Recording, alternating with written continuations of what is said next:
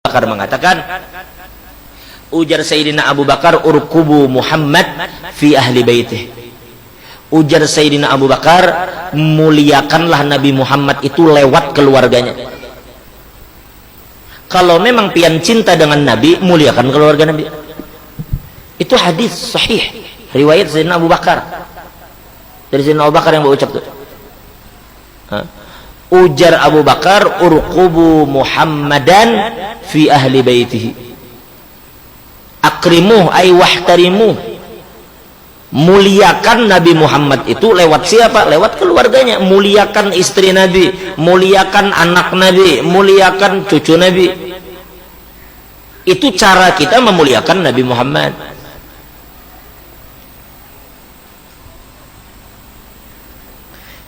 Pian kalau memuliakan cucu Nabi, berarti pian memuliakan Nabi. Kalau pian memuliakan Nabi, pian mesti mulia. Habis saya. Kalau pian bersolawat lawan Nabi, solawat itu terbulik ke pian. Kalau pian memuliakan Nabi, kemuliaan itu pun bakal terbulik ke pian. Jangan pian kira ketika pian memuliakan Nabi, kemuliaan Nabi bertambah. Bukan. Kemuliaan Nabi itu sudah mentok. Kada perlu pian memuliakan Nabi, ibaratnya Nabi itu tetap mulia dan kada akan turun derajatnya. Tapi kemuliaan itu kembali ke kita. Kita yang dapat kemuliaan itu.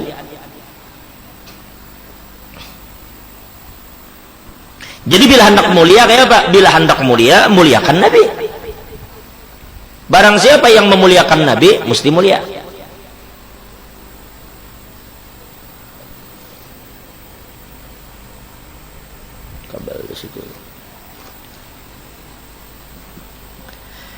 Jadi bila hendak mulia itulah ingat, jangan juga ngaku Habib. Muliakan aja keluarga Nabi, muliakan istri Nabi, anak Nabi, mulia ampian. Amun mengaku Habib itu pian kada Habib, segan apa? Resikonya ganal, untungnya maka kada ada. Ketujuan cari penyakit hidup. Dalam hadis yang muttafaqun alaih riwayat Imam Bukhari Muslim. Kenapa ajaran Nabi? Ada hadis Rasulullah.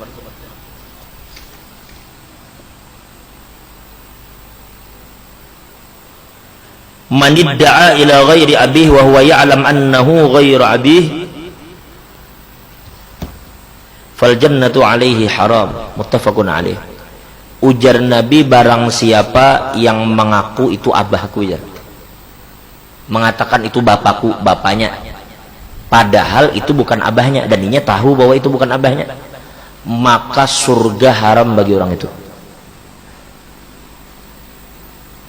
Kalau masih mengaku juga konyol benar. Nabi itu katakan, hadis ini sahih. Ujar Nabi, barang siapa mengaku itu bapakku padahal itu bukan bapaknya, dia tahu itu bukan bapaknya, maka surga haram baginya. Di dalam riwayat lain yang juga sahih bahkan dikatakan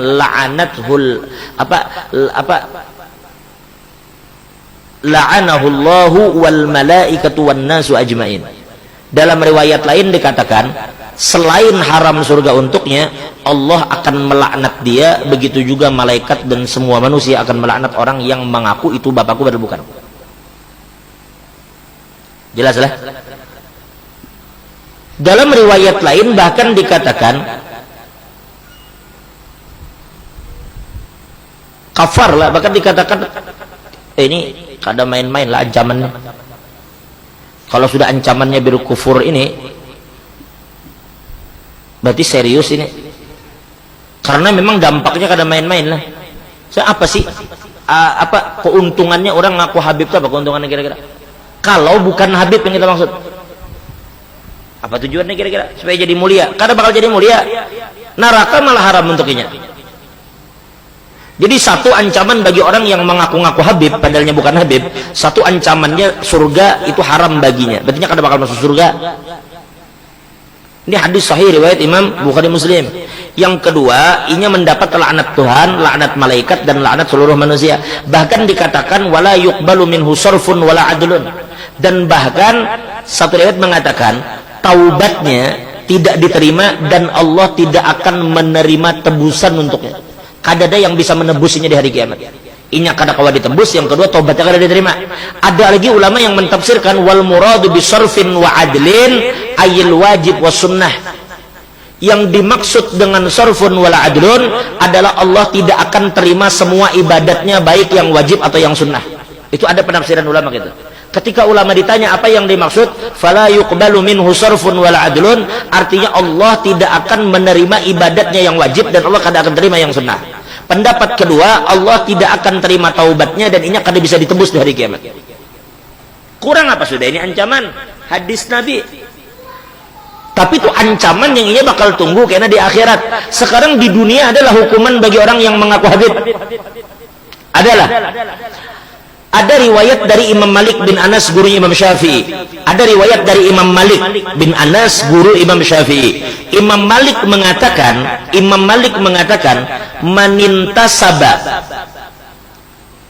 ila ali baitin nabi kadziban, barang siapa yang mengaku keluarga Nabi tapi berdusta, makanya ada dapat 3 hukuman. Berapa? 3. Ini yang kita bicarakan di dunia, bukan akhirat. Amun di akhiratnya kada bakal masuk surga. Di akhirat taubatnya kada diterima dan ini kada bakal bisa ditebus. Ibadat wajib, ibadat sunat Allah kada akan terima menurut riwayat lain, penafsiran lain. Nah sekarang mau jadi Imam Malik, barang siapa yang mengaku keluarga Nabi tapi bohong, maka bagi dia ada 3 hukuman jika terbukti kebohongannya. 1, yudrabu darban waji'a. Yang pertama, pukul orang itu dengan pukulan yang menyakitkan. Ini bukan ujar ulun, ujar Imam Malik. Seandainya ini terjadi di zaman Imam Malik, maka akan ditangkap oleh pemerintah saat itu dan dipukuli. Itu hukuman bagi ini, serius lah. Kalau sampai inya mengaku habib, ini nasab. Kalau orang ngaku polisi, ngaku tentara, bila sampai dia didapati polisi sakit tuh bang. Bila sampai ngaku tentara, bila sampai ditangkap oleh buhan tentara, bakal sakit tuh bang. Padahal itu pengakuan, bila inya mati selesai. Nah ini mengaku habib, panjang rentetannya. Bila inya mengaku habib dan mati, anak cucunya bisa meneruskan pengakuan tadi. Dan pada akhirnya bahayanya bisa takawini syarifah dan seterusnya. Bisa digunakan untuk menipu dan sebagainya. Jadi yang pertama ujar Imam Malik, pukul orang itu dengan pukulan yang menyakitkan. Jelas kira-kira? Di mana? Cari kitab namanya Zuhurul Haqaiq, karangan Al Habib Abdullah bin Alwi Al Attas. Ada di situ disebutkan. Riwayat daripada Abu Mus'ab. Sumbernya daripada Imam Malik bin Anas, ini ucapan Imam Malik. Tapi sekarang kita kada kawaju hari lain main pukul-pukuli. Ada hukum, sudah serahkan aja ke polisi. Katakan ini masuk dalam pidana penipuan. Penipuan itu. Ya kalau dusta, penipuan. Oke, 1. Apa tadi yang pertama? Pukuli. Ya sudah orang bukuli, lakas apa urusan mukuli orang. Jadi yang pertama pukul dengan pukulan yang menyakitkan, yudrabu darban waji'a. Yang kedua ujar Imam Malik wa yushahhar bihi. Yang kedua viralkan. Bujuran Imam Malik katakan viralkan, kata Bapak. Semalam beberapa bulan yang lalu ada datang Habib Muhammad Amin Al-Hasani. Habib Muhammad Amin Al-Hasani dari Maghrib, dari Maroko. Beliau bercerita, ujar Sidin, kalau di Maroko, di kampung Sidin sana, apabila ada orang mengaku Habib tapi bukan Habib, apabila ketahuan, ujar Sidin, di wadah kami diarak keliling pasar. Itu namanya yushahar bihi, diviralkan. Itu membuka aib kajar? Bukan, itu bukan membuka aib, itu memberikan pelajaran yang keras bagi yang lain supaya jangan main-main dengan nasab Nabi Muhammad. Berapa sudah? 2. Yang ketiga, yuhbasu tawila hatta tazhara taubatuhu. Yang ketiga, penjara dia dengan waktu yang lama. Penjara aja lawas sampai inya bertaubat kepada Allah Ta'ala. Kecuali bujur bertobat, lawas sudah di penjara, lalu bertobat, bebaskan. Tapi bujur, tapi yang pertama yudrabu darban waji'a, dipukul dengan pukulan yang menyakitkan. Yang kedua diviralkan, yang ketiga di penjara. Cuma untuk yang memukuli ulun kada nyuruh. Ini jar Imam Malik. Seandainya pian melakukan di zaman Imam Malik, pian tahu konsekuensinya. Tapi itu hukum. Bila orang telah melihat ada maling motor, apa hukumannya dalam Islam? Potong tangan. Kalau itu bukan berarti bila terdapat maling nyuruh natak tangannya, bukan. Cuma dalam Islam, seandainya hukum Islam berjalan, itu hukumannya. Ya, ngertilah. Jadi jangan main-main. Ujar Habib Muhammad Amin pulang bercerita, kalau di wadah kami di Maroko ada undang-undang, kalau orang itu mengaku Habib tapi dia bukan Habib dan terbukti kebohongannya, maka hukumannya penjara 6 tahun. 6 tahun, gak ada main-main. Tapi setelah itu bertobat, kurang lebih yang bahaya sampai ke mati mengaku. Sudahlah, syukur-syukur aja jadi umat Nabi itu bersyukur sudah. Pian jadi umat Nabi dengan keluarga Nabi baik. Tenang aja pian akan Allah muliakan bila memuliakan Nabi dan keluarganya. Bahkan Nabi mengatakan apa? Ujar Nabi dalam sebuah hadis, ujar Nabi, likulli nabiyyin da'watun yad'uha fa aradtu an akhtabi'aha syafa'atan li ummati yaumil qiyamah. Ujar Nabi, setiap nabi itu memiliki doa pamungkas dan semua nabi sudah menggunakan doa itu kecuali aku, ujar Nabi Muhammad. Aku sengaja sembunyikan doa itu dan kada ku pakai. Kenapa?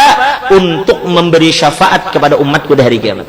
Nah, pian jadi umat Nabi ini syukur, karena pianlah termasuk orang-orang yang kelak diberi syafaat oleh Nabi. Bersyukur banget kita jadi umat Nabi. Jangan sampai gara-gara mengaku keluarga Nabi tapi bohong, ujung-ujungnya kada dapat syafaat dari Nabi Muhammad SAW. Mana lagi keuntungan yang lebih ganal kita nih jadi umat Nabi, sampai Allah mengakui kuntum khaira ummatin ukhrijat linnas. Kenapa jadi Allah memuji dalam Quran? Karena pian nih umat Nabi Muhammad. Itu syukuri bujur-bujur, jangan aneh-aneh jaga pian.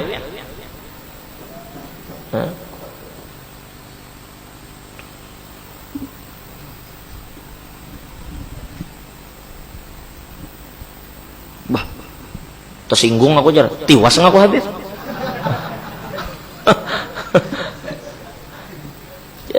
Jangan aneh-aneh lah kelakuan. Ini umum, ini kada bertembak A B C D, kada. Ini umum kepada siapapun seluruh dunia. Jangan coba-coba untuk berbohong dengan membawa-bawa nasab Nabi Muhammad.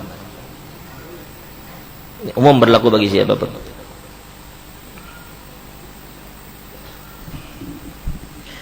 Ya, adalah sekarang orang kayak itu. Adalah. Banyak. Karena bulan Januari sampai Maret ini Al-Atos. Ya, karena Agustus sampai September Asegab. Karena Oktober sampai Desember Al-Idrus. Pokoknya kada pernah tetap nasab berubah. Mana ada orang berubah-ubah gitu nasab? Orang bilangnya haddad mulai bari sampai W ini hukumnya haddad ya tetap. Orang bilangnya segap selamanya segap. Bilangnya bin Yahya salat, mana bisa berubah-ubah? Ayo wae. Kan aneh kalau bekaku-kaku itu antik ya. Aku ini haddad ya. Di mana ikam tahu? Wangsit ya. Wah, mana bisa nasab tuh bawangsit? Kada kawan nasab tuh kada bawangsit-wangsitan. Ala kulli hal, apalagi di mana ikam tahu pinanya ya. Pinanya nyaman banget itu pina-pinanya kayak itu. Kenapa ya? Karena orang apabila sudah terobsesi, inya bakal bersikap konyol. Ulun pernah ceritakan ke pian dulu kan, ada seorang guru ini soleh, guru ini baik, guru ini memang alim, soleh, baik. Sin pakai salawan ulun dan ulun yakini sin jujur, sin bukan orang pembohong, orang jujur. Sin pakai sah, Ahmad Jeni sin pun jalan. Aku sin di wadahku itu sin ada orang mengaku Habib, mengaku bangsa ini sin. Ulun kalau pina bujur guru kalau pina bahari memang pada tuannya menyembunyikan. Artinya kalau memang mulai kainya kah datunya kan menyembunyikan zaman penjajah, kalau pinanya bujur Habib. Ujar sidin di mana datangnya Habib? Lamun abahnya tuh dang sanak mamaku sin. Abahnya tuh nadang sanak mamaku, kayak pesin kisah jadi Habib. Karena konyol kalau. Nah, itulah sudah, kalau sudah terobsesi dengan yang seperti itu, segala sesuatu itu akan lakukan. Jakanya tuh kita mengejar surga, apapun yang kita lakukan masuk akal. Ini menyasar neraka, apapun dilakukan kan aneh. Bila sampai dikatakan fal jannatu 'alaiha haram, berarti neraka wadahnya. Mudahan Allah menghindarkan kita dari sifat-sifat kayak itu. Ini apabila terjadi bahayanya luar biasa, nasab bakal rusak. Kemudian yang kedua, bila inya berbuat yang kada baik, habib-habib asli yang akan menerima imbasnya dan berbahaya bagi para syarifah. Jadi bila pian ada, wajibnya hukumnya pian perangi. Sebisa mungkin pian menjaga kehormatan keluarga Nabi. Cuma masalah sah kada sahnya itu serahkan kepada yang memang berwenang. Kita kada punya hak di situ. Ulun ini kada bisa menentukan ini habib ini bukan. Kita hanya menyampaikan perkataan ulama. Bila ada orang yang berani-berani berbohong membawa nasab Nabi, ini nah hukumannya. Tapi untuk membenarkan ini iya atau bukan itu bukan wewenang kita. Ada yang berwenang di situ. Cuma kita hanya memperingatkan saja. Wallahu a'lam bishawab.